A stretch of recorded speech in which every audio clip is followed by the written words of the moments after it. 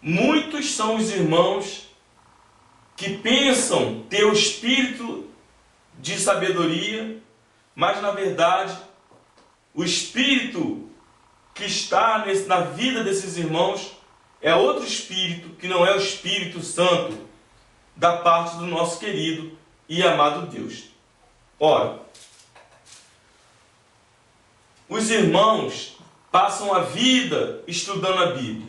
Os irmãos vão em escola, em teologia, fazem seminários, outros pesquisam aí na internet, pesquisam livros e querem estudar a Bíblia no sentido de obter sabedoria, porém, esses irmãos estão buscando sabedoria aonde não há sabedoria. Então, meus amados irmãos, quanto mais você se aprofundar no estudo de homens, quanto mais você estudar na direção do homem, mais longe do Senhor, mais longe de Deus, mais longe de Elohim, você vai ficar. Porque o reino do céu não se consiste em estudos de homens. Meu irmão, para você compreender as Escrituras, para você compreender essa Bíblia, ou a Peshita, ou a Torá, é necessário que você comece a se envolver individualmente, pessoalmente, com o nosso querido e amado Deus. Eu recebi aí uma Bíblia Peshita e eu estava meditando, vendo, e na verdade, meus irmãos, eu não encontrei erro nenhum, pelo menos nas partes que eu li, não encontrei erro nenhum para com essa Bíblia. Os erros que eu pude perceber, que na verdade nem é erro, seria o quê? Erro de linguagem. Por exemplo, você pega uma Bíblia dessa aqui, João Ferreira de Almeida, e você pega uma tradução mais recente, você vai ver que tem diferença de umas palavras com a outra. Porém, o sentido final, o significado final dessa palavra quer dizer a mesma coisa que está dizendo nessa daqui. E foi o que eu pude perceber na Bíblia Peshita. O sentido das palavras, embora são traduzidas com outras palavras, mas se você for estudar a fundo essas palavras, você vai ver que o significado final quer dizer o mesmo que essa Bíblia aqui está dizendo. O problema aí dos irmãos que pensam que são judeus e não são, o problema deles é que eles não conseguem assimilar uma coisa com a outra. E daí então, meus irmãos, sai por aí pelo mundo, espalhando doutrinas enganosas, estudos falsos, que não vêm do reino de Deus. É como você vê, eu venho sempre falando para vocês que o Senhor me revelou, que o Senhor falou isso, que o Senhor falou aquilo. Mas esses irmãos, eles são incrédulos. E eles não conseguem nem respeitar o teu direito de afirmar que Deus te revelou e que Deus falou com você. Simplesmente eles acham que tem razão e que você está enganado. Ora, se o meu mestre, se o meu Senhor falou comigo, me mostrou algo, por que agora eu abandonaria a palavra do meu mestre, de Yeshua, Yahushua, ou Yahushua, Jesus Cristo? Por que agora eu ia abandonar a palavra do meu mestre, que ele falou pessoalmente comigo, e daria crédito à voz de demônios, à voz de irmãos que são muitos estudados, são muito sábios, mas a sabedoria deles não passa de teoria, mas a sabedoria deles não passa de teoria humana. Então, meus irmãos, os irmãos colocaram alguns versículos aí no Facebook e disseram que esses versículos estavam se contradizendo um para com o outro. E eu fui ler esses versículos, eles não estão se contradizendo nem nessa Bíblia, e nem se você fizer uma leitura na Bíblia Peshita, você vai ver que não tem contradição nenhuma. O que aconteceu foi erro de interpretação por parte dos irmãos que leram esses versículos. Então, meus irmãos, se você pegar a Bíblia e ficar lendo versículos isolados e juntar um com o outro, você vai acabar fazendo uma salada com as Escrituras, você próprio não vai entender nada, e muitos dos irmãos já não gostam de ler mesmo, vai acreditar nas ladainhas, nas mentiradas, ao qual vocês têm espalhado, muitos de vocês têm espalhado aí pelo mundo. Então, nesse primeiro versículo aqui que nós vamos ler, o irmão falou que este versículo, essa Bíblia aqui é errada. Ele falou que essa Bíblia tem mais de 52 mil erros. E colocou alguns versículos aí na internet para provar aos irmãos que ele estava com razão e que essa Bíblia aqui é errada. Então eu estive meditando aqui nesse versículo e não tem erro nenhum. Como eu falei, o único erro deve ser erro de interpretação por parte destes irmãos e de muitos outros irmãos aí, espalhados aí pela internet, pelas igrejas, pelas religiões aí do mundo. Então vamos ler aqui o primeiro versículo, que segundo este irmão, este versículo está errado, está se contradizendo com um outro versículo aqui. Romanos, no capítulo 9, no versículo de número 27, ele diz que este versículo se contradiz com o versículo de Romanos, capítulo 11, no versículo 26. Então vamos ler aqui, Romanos, capítulo 9, no versículo 27.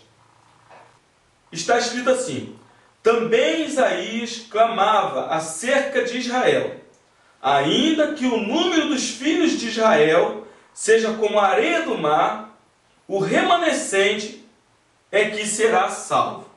Então ele leu esse versículo aqui, ele postou aí, e disse que este versículo está em contradição com este versículo aqui de Romanos, no capítulo 11, Romanos, no capítulo 11, no versículo 26, que está escrito assim: e assim todo Israel será salvo, como está escrito, de Sião virá o libertador, e desviará de Jacó as impiedades. Amém? Então ele disse que este versículo está se contradizendo com aquele ali. Por que ele falou isso? Provavelmente foi porque ele leu nesse versículo aqui que ainda que o número dos filhos de Israel seja como a areia do mar, o remanescente é que será salvo. E no versículo 26 do capítulo 11, já está escrito assim: assim todo Israel será salvo. Ele falou que a contradição está aí. Ora, num versículo está falando que só os remanescentes seriam salvos. E neste versículo aqui, no capítulo 11, está falando que todo o Israel seria salvo.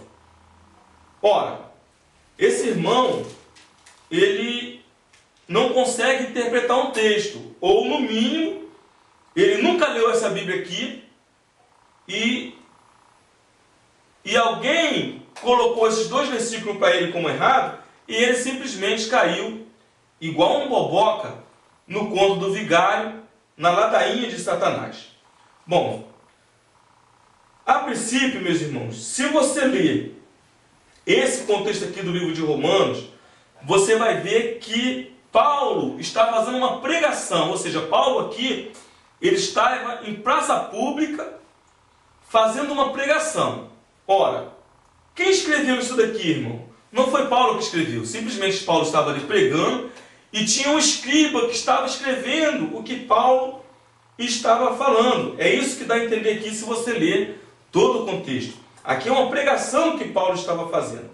E nesse versículo aqui, 27, que Paulo falou, ainda que os filhos de Israel sejam como a areia do mar, somente os remanescentes que serão salvos. Ora, quem são os remanescentes? Os remanescentes são aquelas pessoas que receberam o sacrifício de Cristo, o sacrifício de Yeshua, e agora eles não andam mais praticando o pecado, não andam mais pisando na lei do Criador, não andam mais desagradando ao nosso Pai eterno. Então esses que são remanescentes, ou seja, ainda que Israel seja grandioso, como a areia do mar, se você for à praia, você não vai conseguir contar nem um punhado de areia que você colocar na tua mão, você vai conseguir contar. Imagine as areias todas do mar. Então, ainda que Israel fosse numerosos como a areia do mar, somente os que aceitaram o sacrifício do Cordeiro de Deus, ou seja, os remanescentes, só esses é que seriam salvos. Se vocês lerem aqui no versículo 6, está escrito assim, ó, não que a palavra de Deus haja faltado, porque nem todos os que são de Israel são israelitas. Amém? Que alegria, que felicidade. Então o irmão, infelizmente, ele interpretou o texto errado. E ele também pegou o versículo isolado para afirmar que essa Bíblia aqui é errada. Ora, o mesmo Espírito Santo que faz você receber as verdades nessa Bíblia é o mesmo Espírito Santo que vai fazer você entender e receber as verdades na Bíblia Peshitta. Até porque eu não vi diferença nenhuma nas passagens que eu li de uma com a outra, dessa Bíblia para com a outra. O que na verdade existe é um escudo na mente desses irmãos, que agora eles veem essa Bíblia aqui com maus olhos. Ora, o mestre falou que os nossos olhos é a lâmpada do nosso corpo. E se os nossos olhos forem bons, todo o nosso corpo será luminoso. Mas se os nossos olhos forem maus, todo o nosso corpo estará em trevas. E que grandes trevas serão essas? É isso que nós vemos aí na vida desses irmãos aí, ao qual tem espalhado, proliferado a mentira de um povo. Eles estão pensando que aquele povo é o povo de Israel, e aquele povo lá nem são israelitas de verdade. As profecias estão falando daquele povo. Aquele povo, na verdade, não passa de gentio, como eu, como você. Se bobear, nós até somos mais israelitas do que eles. Porque os verdadeiros israelitas foram escravizados aqui no Brasil. E nós, que somos de uma cor mais fechada, provavelmente nós somos descendentes desse povo. Então, meus irmãos, cuidado da onde você tira os seus estudos, da onde você pega os seus estudos. E aqui em Romanos, no capítulo 11, no versículo 26, que está escrito assim, ó, e assim todo Israel será salvo, como está escrito, de Sião virá o libertador, e desviará de Jacó as impiedades. Vamos lá no 27. E este será o meu conserto com eles, quando eu tirar os seus pecados. Amém? Que alegria, que felicidade. Não há erro nenhum aqui. O erro que há foi de interpretação do irmão, que não sabe interpretar um texto. Ora, aqui está bem claro que para que todo Israel fosse salvo, como está escrito aqui, eles deveriam aceitar este libertador. Ora, se vai vir um libertador, eu tenho que aceitar este libertador. Ou seja, quem é o nosso libertador, meus irmãos? O nosso libertador é o Messias. E se eu não aceitar o sacrifício do Messias para que eu possa me redimir para com o meu querido e amado Deus, então, logo, isso mostra que se eu não aceitar esse sacrifício, isso mostra que eu não sou israelita, posso ser da nação que for, até mesmo nascido em Israel, mas se eu não aceitar o sacrifício de Yeshua, do Cordeiro Imaculado, do Cordeiro de Deus, logo eu estou mostrando que eu não sou israelita, ou seja, logo eu não vou ser salvo, ainda que eu fosse nascido em Israel, ainda que eu fosse nascido de um filho de Israel. Mas se eu não aceito esse sacrifício do Mestre, eu não sou israelita, eu não serei salvo. Ou seja, por quê? Porque o libertador veio e eu não o recebi na minha vida e não procurei trilhar agora o caminho da verdade. Todavia, se eu aceito esse libertador, se eu aceito o sacrifício que ele fez por mim, então logo eu sou um israelita, então eu serei salvo, como aqui o profeta falou, Isaías, que todo o Israel será salvo. Todo o quê? Todo Israel que aceitar o libertador. Então, se você é gentil, se eu sou gentil e aceitei este libertador, logo eu também serei israelita. Israelita enxertado na videira. Se eu estou enxertado na mesma videira de Israel, logo pela fé, eu me fiz israelita. Por quê? Porque eu aceitei o sacrifício do Mestre e agora eu fui enxertado na videira. Uma vez que pela fé eu fui enxertado nessa videira, então eu também sou israelita. Então todo Israel será salvo. Amém? Como nós podemos perceber, na verdade não tem erro nenhum nessa Bíblia. O que aconteceu foi que o irmão tem preguiça de ler, não leu o contexto e assim caiu no conto do vigário. Amém? Cuidado com a internet, cuidado com essa janelinha de Satanás, que ela leva a maldade, a perversidade, a incredulidade diretamente para o teu coração. E são muitos os irmãos aí, como eu já falei no vídeo, eu não fico só sentado na frente do computador enviando mensagens aos irmãos. Eu saio aí no mundo e eu tenho visto barbaridade. Esses irmãos que estão com o nome aí na boca, dizendo o seu nome do Mestre, que tem esses estudos aí de Israel e que conseguem provar para você, esses irmãos, na verdade, eles mesmos caíram no conto do vigário, estão profundamente enganados, porém o inimigo colocou no coração deles que eles são de Deus, que eles têm a verdade de Deus. E aí eles têm a arte de te convencer, eles têm o dom de convencer as pessoas que eles estão com a razão. E você, meu irmão, cuidado para não cair no conto do vigário. Tem muitos irmãos aí que eu estou vendo e nessa enxurrada, infelizmente, eu não tenho nada que eu possa fazer, a não ser reclamar, como eu tenho vindo aí clamando para os irmãos, procurando mostrar a humildade do Espírito Santo, esses erros que estão aí, porém muitos não estão dando ouvido, não estão dando crédito à palavra que o Senhor, meu Deus, o seu Deus, manda e me dá para falar para vós outros. Infelizmente, não são poucos de vocês que vão perecer no último dia por dar ouvido à voz de Satanás. Ora, o que eu tenho proposto para os irmãos é justamente começar aí na tua casa.